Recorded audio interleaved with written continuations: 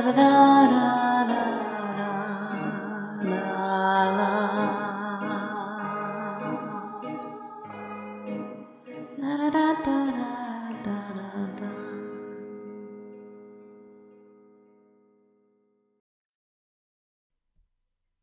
had a story that was going like this.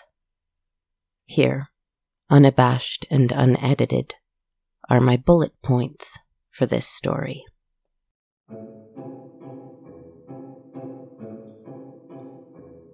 Once upon a time, there was a person. A man slips into a portal to hell and catches a glimpse of something he thinks he's not meant to see.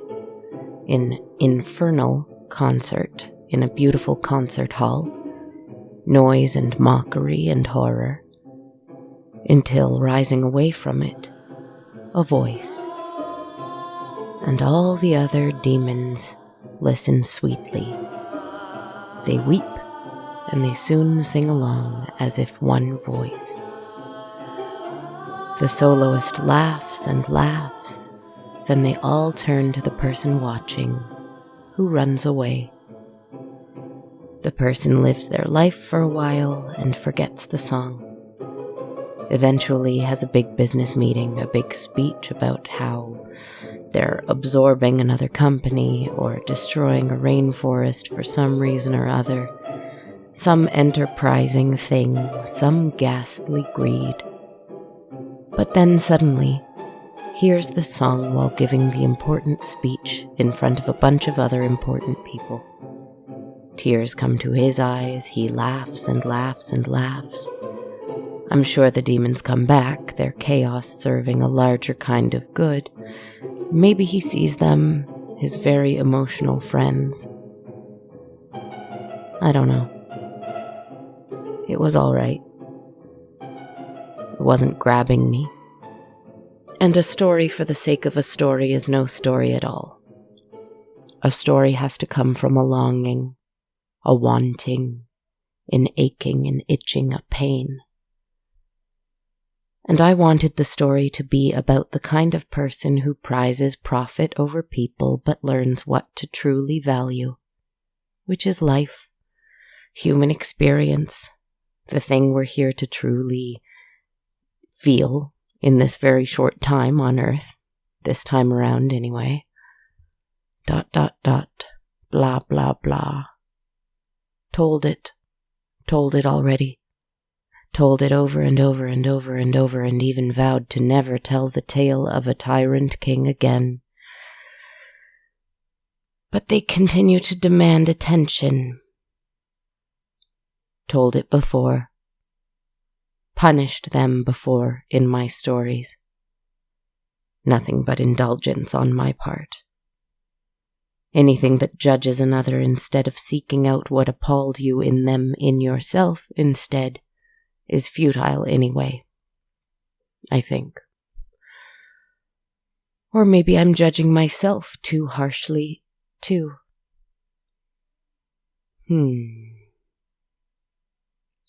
Sitting at the computer, thinking about this story and becoming infatuated with images of beautiful, hellish things in my mind. Things with black tears streaming down their faces and into their mischievous smiles painted in black tears too. Faces marble white, or slate gray, or shining obsidian.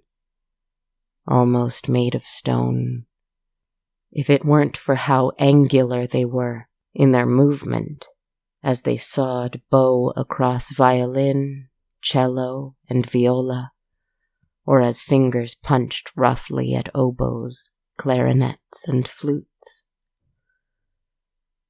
Even in their mocking, even as the music I could already imagine was so rude and cruel, they seemed beautiful in my mind because, well, I think the cruelest things are beautiful, aren't they?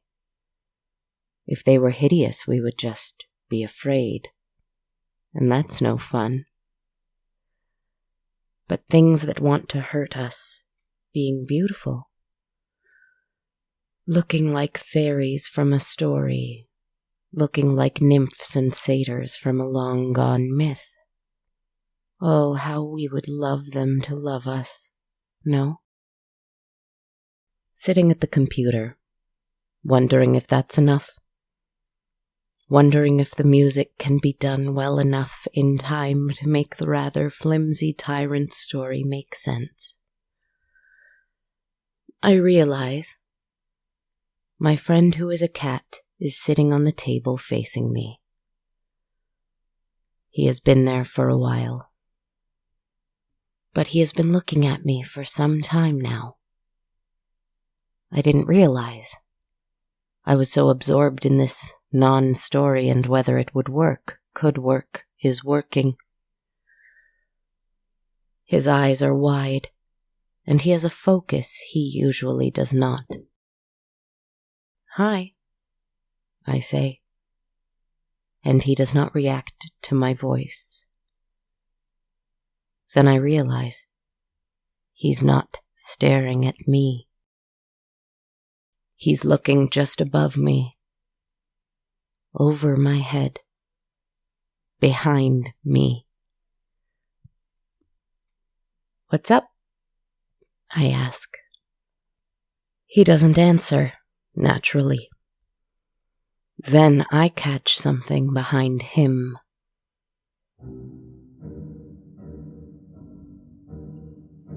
Behind him is the door to the balcony, and it's mostly made of windows.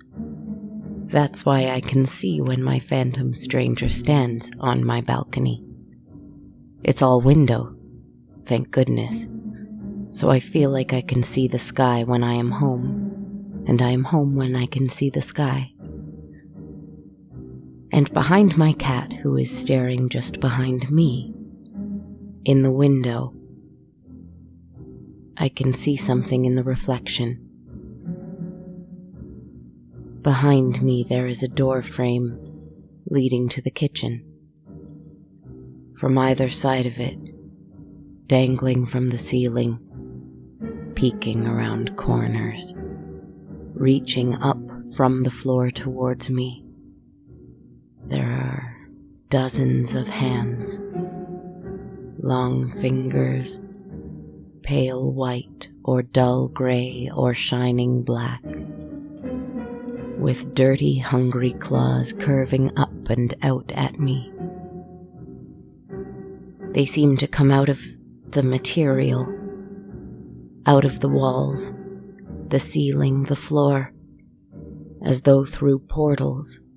But there is nothing there I can see, they just pass through matter, like nothing. They twist themselves up in each other like a horrific insect. A chimera made of many of them, hanging off each other, clinging so that they can reach closer and closer to me. Their beautiful faces laughing and snarling, and their jaws dripping and drooling, and their fingers reaching, almost touching. I turn around to see them with my own eyes, but there's only the kitchen. I turn back to the reflection, and they are gone. And the cat jumps off the table and goes to eat some food. I come back to the computer. Once upon a time, there was a person. Another person. Another person who fell down a tunnel, a portal to hell, which really was only a place, not much to it. And he, unlike the first person, he was not particularly greedy or selfish or tyrannical. He did not place himself above anyone else, but maybe it was just because he had never had the opportunity to. Who knows? He found the same orchestra, the same demonic set of musicians, maybe. And he shuddered at the way they played. He trembled at the chaotic lack of melody of structure, the utter nonsense of it all. He wanted to believe there was a kind of order to the world, a kind of prevailing justice. This music made him lose hope completely in that, until one of the demons stood and began to sing once more.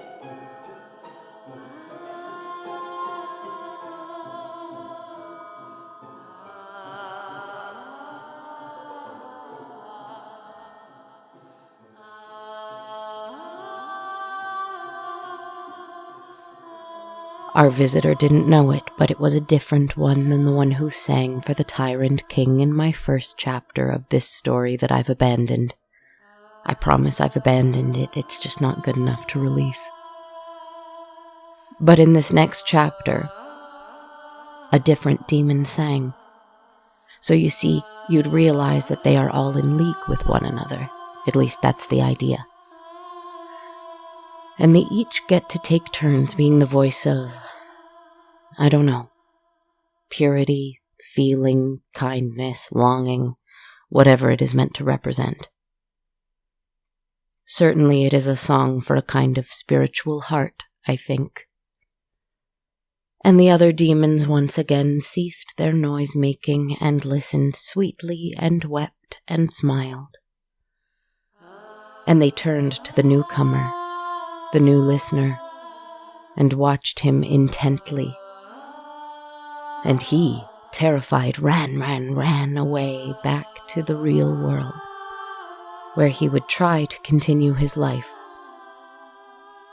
where he worked hard and tried hard and cared for others and was by all standards very good and kind, and he forgot about the song and he forgot about the demons until it's just not working. He's so good, so obviously good, he deserves to be a hero. Perhaps more than our first friend, our first enemy, the greedy one. So in his story, he should be rewarded, shouldn't he? Punishment, reward, badness, goodness, tedious, subjective, and wishful thinking. And done to death by me and others. How many Christmas carols can we write? How many Scrooges and Marleys versus Bob Cratchits and Tiny Tims? What is the point? What is the point?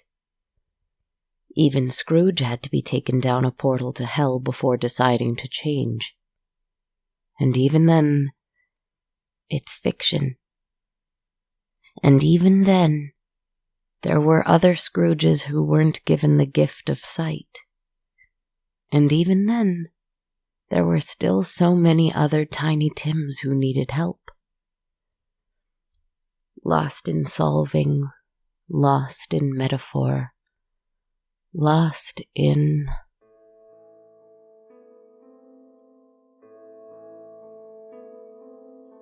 What is that music?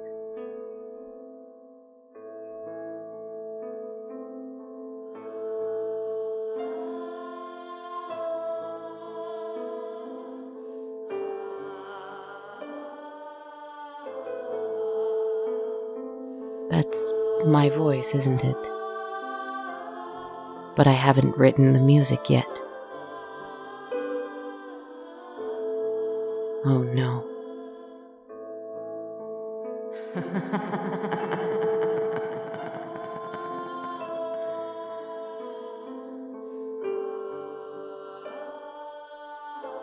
How did I get to the keyboard? How did the microphone get set up? I didn't think I was at that stage of the process yet. I was late with the episode by a night, and I woke up early to keep writing, but the words still weren't coming and the story still seemed so useless. I thought I dreamed of demons in the reflection of my windows behind me. But maybe it wasn't a dream. Was that last night? how did I get to the keyboard? I didn't decide what the song sounded like yet. I kept thinking, this will be a challenge to write and produce. Yet here it is, just there. I'd know that song anywhere. I can swear I've heard it before. I didn't want to write this story. It's not good enough, and I'm only partly sure what it means. It's not even finished. I turn to my laptop, which my cat is rubbing his cheek against. My editing program is open, and the completed episode is being exported to MP3. I didn't finish it.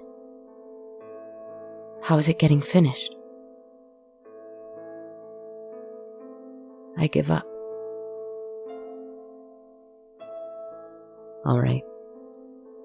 All right. Fine. Take me.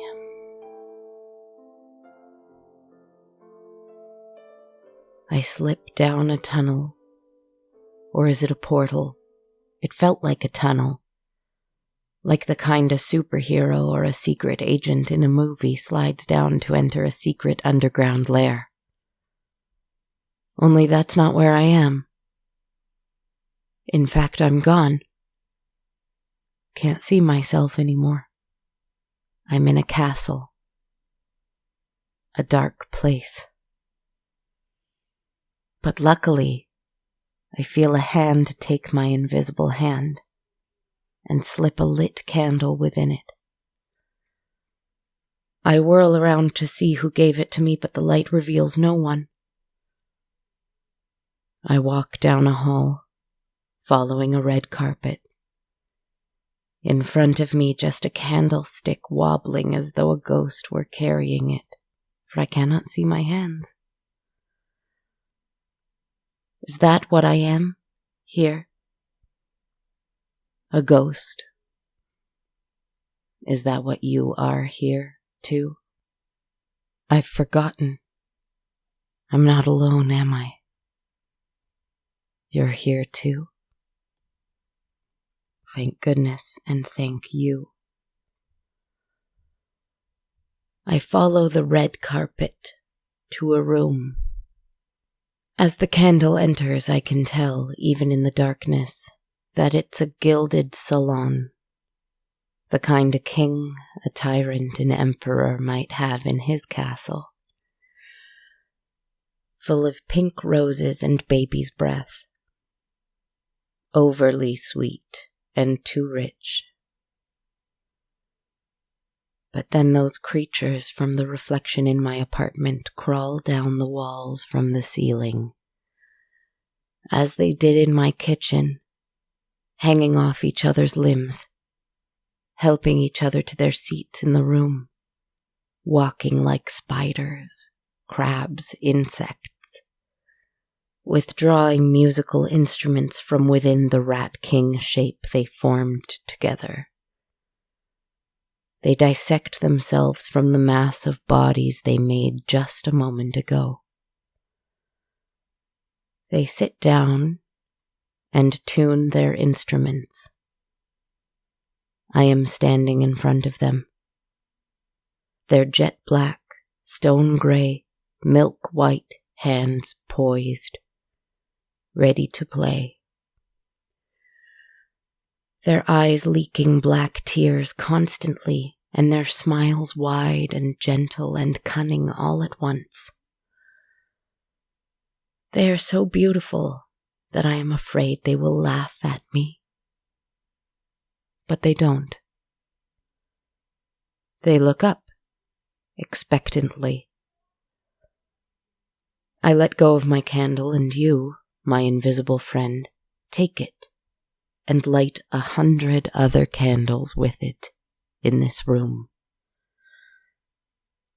When you are finished, you may take a seat, and I shall pick up a baton, tap it thrice on this podium here,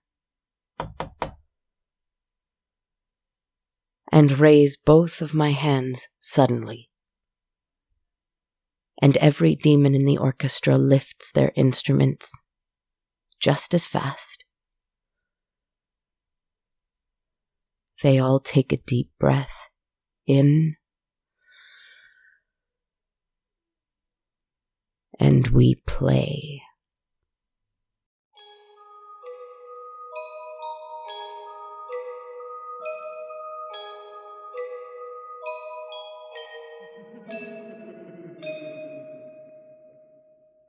La la la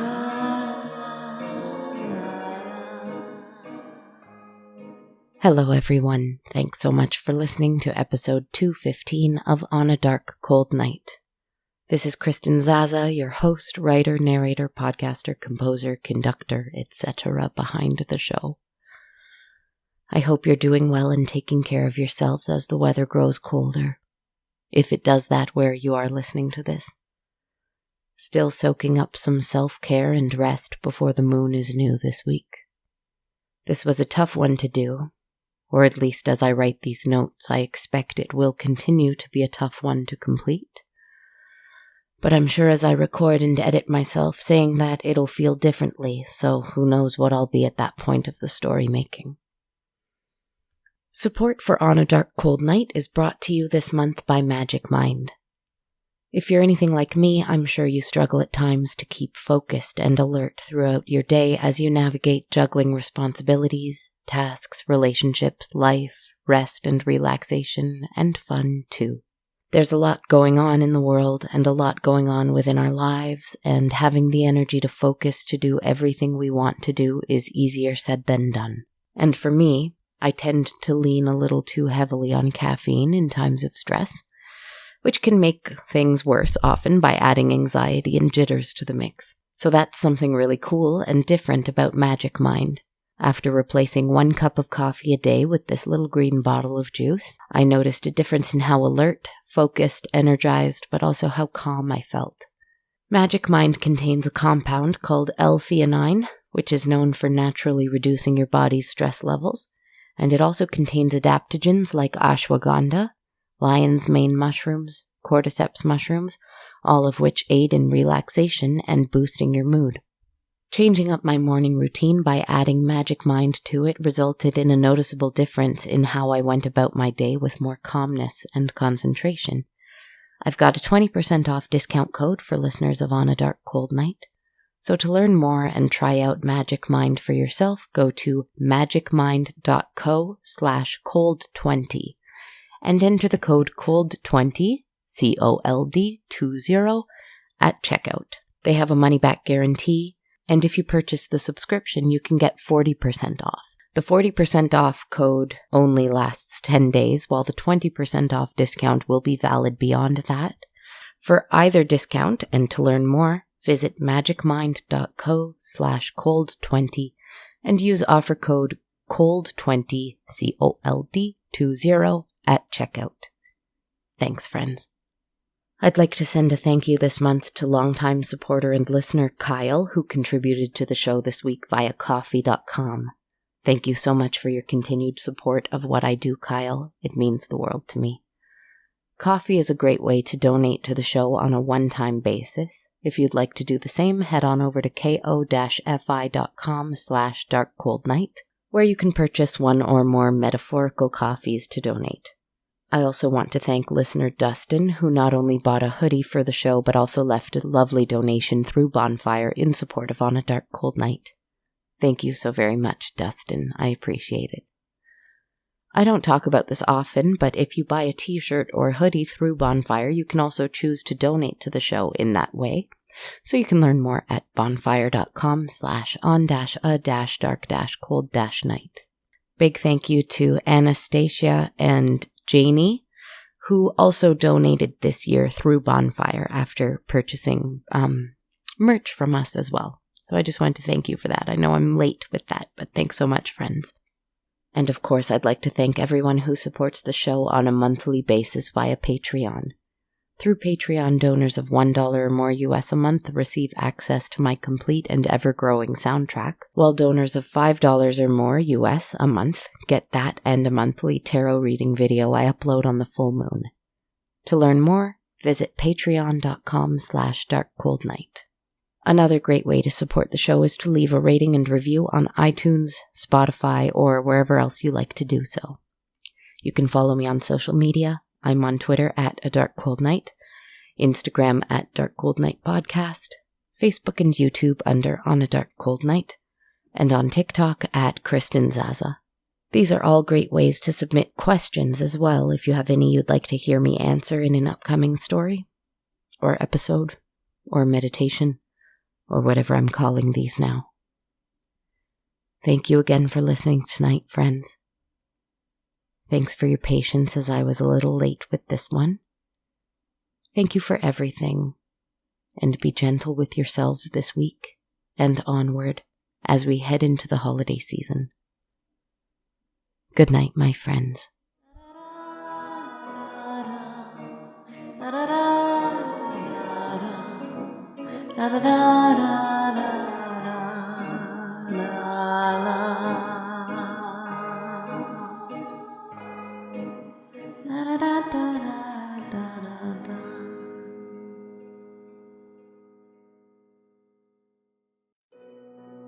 This podcast has been brought to you by the Sonar Network. Sonar.